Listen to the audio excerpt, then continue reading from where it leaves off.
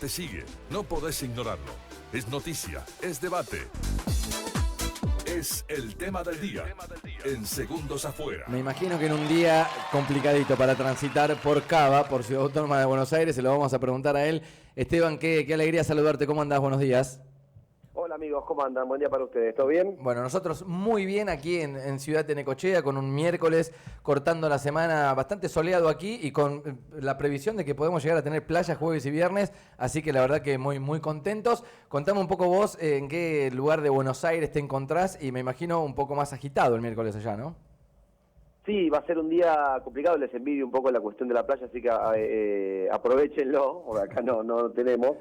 Y sí va a ser un día complicado con bastantes cortes en el tránsito, mucha movilización, un día de tensión en muchos factores. No sé si lo vieron también en el transporte público, en estaciones de tren, acá el gobierno con ese mensaje advirtiendo o avisando que cualquier episodio de violencia va a ser reprimido por la policía, generando un clima también de tensión desde muy temprano, y hay que ver qué termina pasando de la tarde, sobre todo con el foco en la Plaza del Congreso, que va a ser, creo, el episodio, por lo que pase adentro, con discusiones sobre temas con el fondo y más, que después vamos a charlar, y también con lo que pasa afuera. Hablando de lo que pasa afuera, Esteban, en esto necesito tu apreciación personal, de alguien que vive en Ciudad de Buenos Aires, que, no sé, te juntás a charlar con amigos, que te juntás con los compañeros de trabajo ahí en Continental, charlan un poco.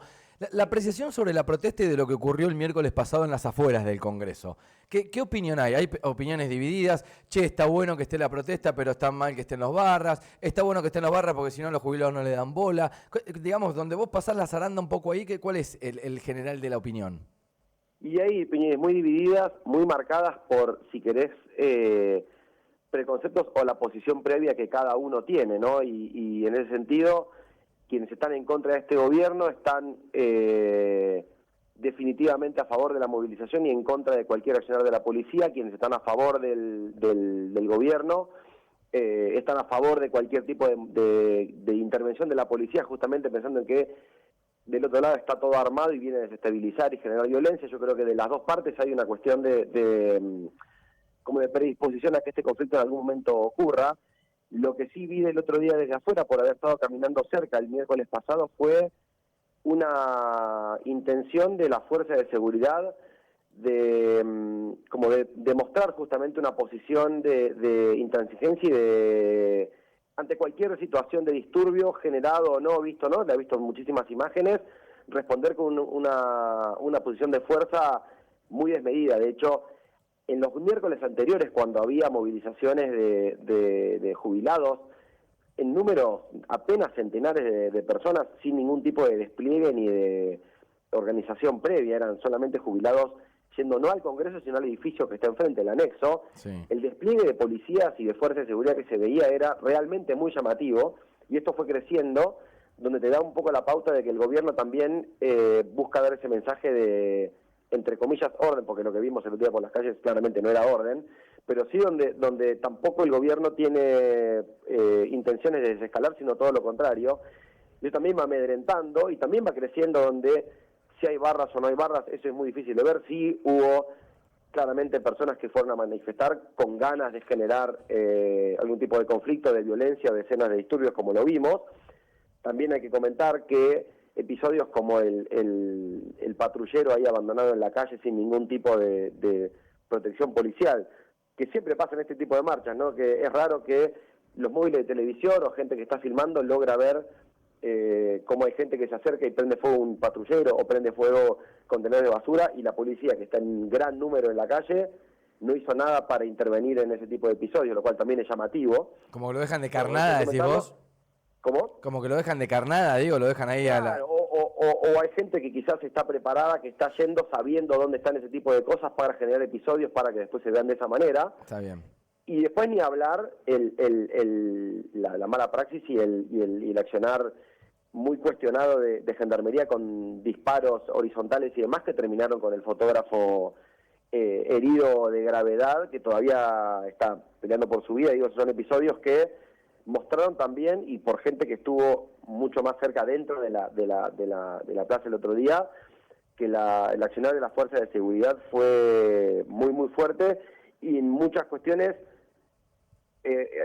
accionando en situaciones con fuerza desmedida, en situaciones donde no lo meritaba, pero sí es cierto que también del otro lado no era, como se planteaba, simplemente una movilización de jubilados, como hemos estado en otras. De hecho, hace un poquito más de un mes en la marcha antifascista, ¿se acuerdan? En febrero, por la marcha Sí, LGBT, sí. o antes en marchas universitarias, donde esto no había ocurrido.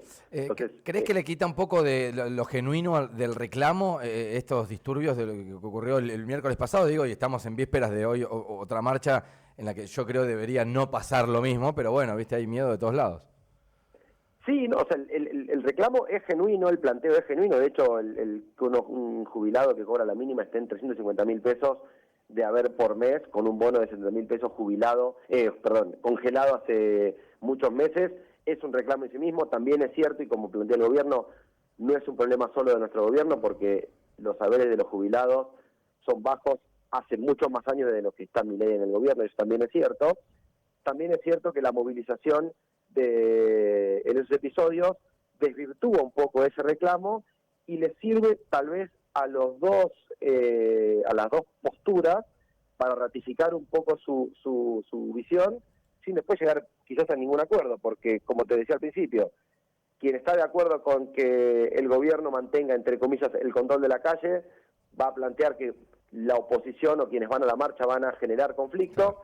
Quienes están en contra del gobierno van a decir, el gobierno lo único que quiere es reprimir, y no hay una salida de corto plazo que se vea como viable. Entonces era esperable que en algún momento esta escalada que siguiera. Hay que ver qué termina pasando hoy, porque en episodios así como de disturbios y de represión policial, como vimos el otro día, es muy difícil que aparezca algo positivo o constructivo hacia adelante. Es terrible la utilización política, ahora que haces este análisis de un lado y del otro, porque ambos lo utilizan para, digamos, llevar agua para su molino, digamos, y sentar la posición de nosotros queremos controlar la calle y vos estás maltratando a los jubilados. Cada cual, digamos, que hace como el costeo político de cada lugar, ¿no? Del que les toca. Te meto en números. Vamos a hablar de la inflación de febrero, algo que aumentó respecto a la de enero, que había tocado el piso del 2,2, y bueno, cuando se anuncia el 2,4, digamos que hubo algunas repercusiones respecto a que había aumentado respecto al anterior. Digamos que estamos relativamente bien a los últimos anuncios de inflación, por supuesto, del gobierno anterior, pero se notó esa diferencia de 0,2 que fue creciendo, ¿no? Sí, era algo esperado cuando uno miraba los números de las consultoras privadas que van midiendo mes a mes la inflación. Hubo un impacto puntual de aumento de la carne, que también... ¿Por qué es importante la carne como en la medición de la inflación? Porque alimentos es la categoría que más peso tiene dentro de la medición de la inflación, y dentro de la categoría de alimentos la carne es lo que más pesa en ese segmento, y la carne tuvo un aumento en promedio alrededor del 10%, y eso tiró hacia arriba la medición, y era por eso se esperaba. También es cierto que cuando uno mira un poco la película hacia atrás, la inflación bajó muy rápidamente desde los valores que teníamos al principio del año pasado, después de la devaluación y el shock de precios general, pero empieza a mostrar signos de que la baja a partir de ahora va a ser mucho más difícil o mucho más costosa. De hecho, es lo que suele pasar en esquemas que intentan bajar la inflación. Bajarla de niveles altos hasta esto es más sencillo que bajarla hacia adelante de estos valores, que comparado con esos valores de hacia atrás es una buena noticia, porque la inflación que teníamos antes era muy alta, pero todavía Argentina tiene en 2 meses inflación que los países de América Latina tienen en todo un año. Para dar un poco la dimensión que hablamos siempre de dónde estamos y lo que falta en materia de inflación, el dato, si querés, que más allá del promedio final, que muchos analistas advirtieron, tuvo que ver con la suba de la inflación núcleo, que creció con respecto al mes anterior. Y entonces, en ese contexto, que quedó un 2,9% esa inflación el mes pasado, y la pregunta hacia adelante es cuánto va a tardar en seguir bajando la inflación. Por eso es que el gobierno insistió, por ejemplo, hace algunos días, ¿se acuerdan? Creo que fue el viernes, que anunció este decreto para bajar los aranceles de importación a ropa, calzado y telas, por ejemplo. Sí. Son todas medidas con lo que busca generar una baja del nivel de precios de algunos sectores, propiciando la baja de la inflación. También, por ejemplo, no autorizando subas en lo que tiene que ver con las tarifas de servicios públicos o el transporte, justamente regulando lo que tiene a su alcance para que la inflación baje. También porque desde febrero, y este fue el dato, si querés, como más significativo de lo que dejó el índice, más allá de lo que uno percibe en el día a día cuando va a hacer las compras, es que el dólar desde febrero se viene moviendo al 1% mensual hacia arriba, y si la inflación no converge rápido a nivel similar a lo que se mueve el dólar, se puede profundizar esta discusión sobre si hay o no atraso cambiario o en qué medida se sigue atrasando o a qué velocidad el dólar, y puede llegar a ser un problema por otra de las cuestiones que empezó la discusión, que tiene que ver ahora con la brecha cambiaria en los dólares paralelos, si el Banco Central logra acumular reservas o por el contrario tiene que vender, si hay más salidas de argentinos veraneando en el exterior, yendo de viaje al exterior, trayendo importaciones, comprando en sitios de afuera porque es más barato comprar en el país. Bueno, son todas discusiones, como ven, que están encadenadas y que tienen un hilo conductor que tiene que ver con dólar, inflación y las propuestas del gobierno para intentar gestionarlo o controlarlo. Quiero hablar del dólar. A ver, los que no entendemos de economía, en un momento, estamos, viste, como si fuese un partido, imagínate el Parque Roca, un partido de tenis. De un lado juega que el dólar está bajo y del otro lado juega que el dólar está alto, digamos, para alguien que gana y que vos pasás tu sueldo a dólares, digamos que ganamos 2 mangos. A su vez, escuchás a algunos especialistas en economía que te dicen, che, pero el dólar está planchado, tenemos un dólar barato. Y vos decís, che, pero si hay gente que gana, no sé, por decirte, recién estabas hablando de las jubilaciones, que ganan 300 y pico mil de pesos, y hay remedios que valen 70, 80 lucas, ¿no? Que no les alcanza ni para comer. El tipo que gana un sueldo básico, ponele que esté alrededor de 1 millón de pesos, y un par de zapatillas hoy vale 200 lucas, digamos. ¿Dónde es que vemos el dólar planchado y qué tendría que pasar para que el dólar tenga el valor real que tiene que tener, pero que el tipo que gana esa cantidad de dinero pueda también aumentar su sueldo? Digamos que son muchas variables en las cuales como que no encuentro una solución. Claro, es una discusión que incluso excede a este gobierno porque en la historia argentina el debate por el dólar, el atraso cambiario, las reservas del Banco Central y demás, es un tema de discusión. ¿Por qué se discute el tema del atraso cambiario? Porque si vos te fijás, históricamente los gobiernos intentaron controlar o atrasar el tipo de cambio o frenarlo y demás porque es atractivo políticamente. Cualquiera que gane en pesos, si el tipo de cambio se abarata o se atrasa o el dólar luce muy barato, tiene una sensación positiva porque, como vos decías, o en dólares, medido en dólares su salario es más, o tiene mayor capacidad de consumo porque los autos están hechos de dólares, los electrodomésticos están hechos de dólares, los viajes para viajar de la Argentina al exterior se pagan con dólares. Entonces, en ese contexto genera una sensación de mayor bienestar o de mayor, vamos a decirlo, de un escenario económico más propicio, que eso a todos los gobiernos les resulta positivo porque se traduce en votos al final de cada momento. La gran pregunta es, bueno, ¿qué pasa cuando el país se queda sin dólares para poder acabarlo? Y bueno, son estos ciclos que vemos siempre de atraso cambiario, brusca devaluación, crisis económica, recesión, después repliegue, bueno, es lo que vimos siempre.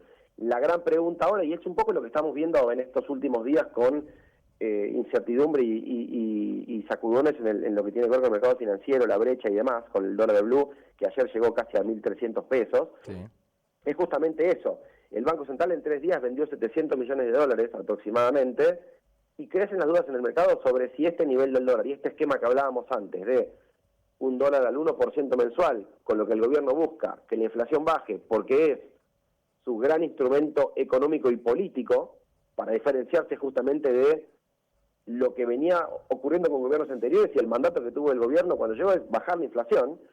La gran pregunta es, bueno, ¿te alcanzan los dólares para sostener esto? Y ahí es donde está la pregunta, que muchas veces luce irresuelta, porque como te decía, en 3 días el gobierno, el Banco Central vendió 700 millones, y por eso también se suma la urgencia, aún con cuestiones no definidas o no anunciadas o no claras, que tiene que ver con la discusión con el fondo. El gobierno lo que le dice al fondo es, firmemos un acuerdo, renegociemos los pagos adelante y mandame más dólares para mostrar un Banco Central que tiene más dólares, para mostrar más fortaleza en el esquema que quiero sostener. Ahí y ahí también aparece la discusión del fondo que le dice, ok, yo te puedo llegar a mandar más dólares, sí, pero hacer los ajustes porque no te voy a dar estos dólares para que vos los vendas barato y que al final del camino no hayas sostenido el tipo de cambio y también te quedes con más deuda todavía. Bueno, esa es la discusión un poco simplificada de lo que está pasando hoy en el mercado y la discusión del gobierno con el fondo. Y la crítica de la oposición es que no solo se toma el préstamo del Fondo Monetario para refinanciar deudas, sino también se está endeudando. Es un poco lo último que hemos escuchado. Claro, lo que el gobierno lo que el gobierno plantea en realidad es una trampa, si querés, o un truco más contable, y es: no vamos a tomar nueva deuda neta porque le vamos a pedir plata al fondo para cancelar deuda que el Tesoro tiene con el Banco Central. Sí. Y esto hay que remontarse de casi 20 años, esto empezó en 2005, cuando, ¿se acuerdan cuando Néstor Kirchner en 2005 le pagó la deuda que tenía Argentina con el fondo? Sí. Desde aquel momento todos los gobiernos lo que hicieron cuando necesitaban dólares que estaban en el Banco Central era: dame los dólares de las reservas para pagar deuda, y a cambio te doy un papel que se llama una letra intransferible, que es un papel que hoy el Banco Central tiene, pero que en realidad no se la puede vender a nadie, no se la puede dar a nadie. Es una deuda que el Tesoro, el Ministerio de Economía, el gobierno le dice: de acá a 10 años te voy a devolver estos dólares. Y eso nunca pasó, y todos los gobiernos sucesivos lo fueron renovando y ampliando. El gobierno de Cristina, el gobierno de Macri y el gobierno de Massa después. Lo que dice el gobierno es: voy a tomar deuda del fondo para cancelar esta deuda. Entonces al final la deuda no crece, pero lo que cambia acá es que va a haber más deuda con el fondo, cambia la jurisdicción porque es deuda en el exterior, no en Argentina. Y cambia también, en definitiva, que quienes dicen es: si el Tesoro le da al Banco Central, en definitiva es deuda dentro del Estado, así que no es lo mismo que tener una deuda con un actor externo que no forma parte del Estado. Bueno, esa es la discusión hasta ahora. El gobierno busca ampliar la deuda con el fondo, y de fondo el FMI lo que dice es: yo te puedo llegar a dar más plata, y acá también influye mucho la política y la relación de Milei con Trump y la intención de Estados Unidos de que no se caiga el gobierno o no tenga dificultades el plan económico y demás, que pasa siempre en las negociaciones con el Fondo Monetario. La discusión es: bueno, si yo te presto más dólares, ¿qué vas a hacer para que no se te terminen y no sigas teniendo el mismo problema que ahora? Y eso es lo que está discutiendo el gobierno ahora con el fondo. Respecto a que haya sido a través de un DNU, ¿no? Una discusión en el Congreso, tiene que ver con los detalles del acuerdo, ¿no? Digo, por Claro, DNU iría como por un tobogán, y si lo presentan en un proyecto para que se discuta, tendrían que como blanquear un par de detalles. Claro, en realidad los acuerdos con el fondo no pasaban por el Congreso. De hecho, el de 2018 de Macri no pasó por el Congreso. Pero en 2022 el gobierno de Alberto Fernández en aquel momento, con Martín Guzmán como ministro, sancionó esta ley que establece que todo acuerdo con el fondo, sea con no con nueva deuda, tiene que tener la aprobación con el Congreso. También es cierto que es facultad del Congreso por la Constitución arreglar temas de deuda interna y externa. Tampoco hay ley de presupuesto este año, que generalmente lo que pasa es el gobierno hace la política económica y emite deuda y demás, pero el presupuesto le da autorización de hacer esta deuda, de emitir nueva deuda y demás. Este gobierno nunca avanzó para tener la ley de presupuesto. Como no tiene los votos eventualmente para que el programa con el fondo en el Congreso sea aprobado, en diputados quizás, en el Senado seguro que no, avanzó con este DNU, que de alguna manera le es más fácil, como viene haciendo con otros temas, porque envía el DNU, y por una ley que estableció cómo funcionan los decretos, es más fácil sostener un decreto que una ley, porque un decreto, si no es rechazado explícitamente por las dos cámaras, sigue vigente, y con que una cámara lo apruebe, ya tiene estatus de ley y no se puede voltear. En cambio, la ley tiene que ser aprobada explícitamente por las dos cámaras. Lo que va a discutirse hoy en el Congreso, después de que ayer tuvo dictamen, es que la Cámara de Diputados va a sesionar para intentar ratificar el decreto, y cuando diputados ratifique el decreto, ya, por más que el Senado después tenga alguna crítica o intente rechazarlo, quiera, ya está vigente porque la Cámara de Diputados lo apoyó y lo sostuvo. Bueno, eso es lo que va a buscar el gobierno hoy, mientras afuera en el Congreso esté la manifestación por los jubilados. Lejos estamos de que este acuerdo con el Fondo Monetario Internacional nos mejore la calidad de vida, ¿no?, a los argentinos. Digo, es dinero que no va a llegar a nada de lo nuestro. Y es difícil pensar en cómo lo va a mantener y qué es lo que se va a aplicar. De hecho, estaba escribiendo justo una nota ahora para el diario sobre qué es lo que se conoce y qué es lo que no. Y la verdad es que se conoce muy poco. El DNU solamente estableció algunas fechas que tienen que ver con plazos de gracia, es decir, que plazos donde el fondo te dice: ok, no me pagues vencimientos de capital, pagame solo los intereses, el plazo del acuerdo y qué tipo de acuerdo va a ser, que es un acuerdo de facilidades extendidas que, según las propias reglas del fondo, duran entre 4 años y 10 años, más o menos.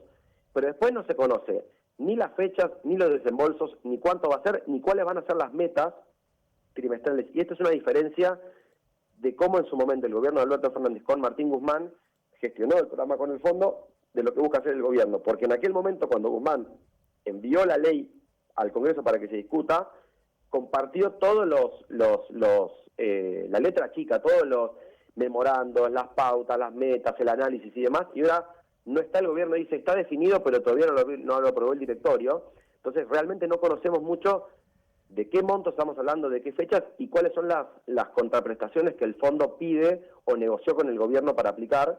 Eventualmente se conocerán cuando esto se firme, pero todavía no está definido ni está hecho público qué es lo que están gestionando concretamente el gobierno. En lenguaje hogareño es pagué el mínimo de la tarjeta, pero no le avisé nada a la familia. Es un poco eso, ¿no? Básicamente esa es un poco la discusión y por eso que también genera tanto rechazo en el Congreso, donde también es cierto que en el gobierno anterior el acuerdo con el fondo se firmó con el apoyo, entre otros bloques, del PRO, porque en aquel momento parte de la coalición oficialista, el sector más ligado al kirchnerismo, votó en contra del acuerdo. Si se acuerdan que Máximo Kirchner renunció a la bancada, Sí.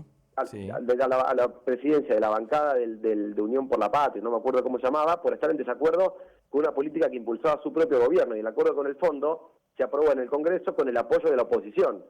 Sí, fue uno de los primeros quiebres que tuvo, digamos, el binomio presidencial. Exacto, entonces sí. no estaban de acuerdo ni en ese planteo, y fue también otro punto de discusión, como vos decías, pero está mostrando un poco lo disparatado en algunas escenas que es la historia argentina de muy corto plazo.